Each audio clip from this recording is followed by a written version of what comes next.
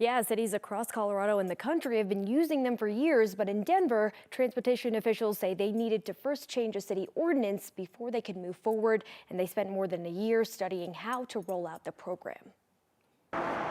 On busy streets like Federal Boulevard and Alameda Avenue, speeding isn't hard to spot. But the city says it will soon be harder to get away with. People will speed up from the RTD building all the way to the next light down the street. Kareem Lotfi knows about the speeding because he manages the hamburger stand on Federal Boulevard. Welcome to Hamburger Stand. Thank you so much for patiently waiting. And he can hear it through his drive-thru. It's impacting our order taking because of the speed or the muffler sounds. They do speed 50 or more. Accidents happen here every once in a while. At a committee meeting on Wednesday, Dottie officials said last year had the highest number of deadly crashes the city has seen in years. We had 93 fatalities, people who died in Denver on the roadways.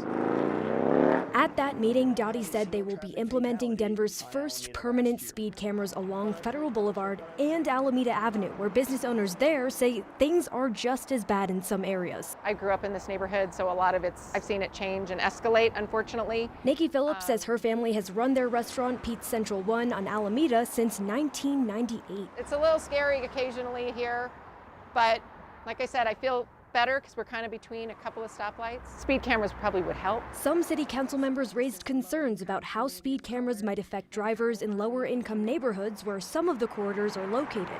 Dottie officials said they've thought about that. Some of those mitigation measures that we're looking at putting into place, such as things like waiving tickets, an affordability program. The cameras would target drivers going more than 10 miles an hour over the speed limit. Both roads are part of Denver's high injury network, where a large share of serious crashes happen. If they can find some accountability, maybe that would help.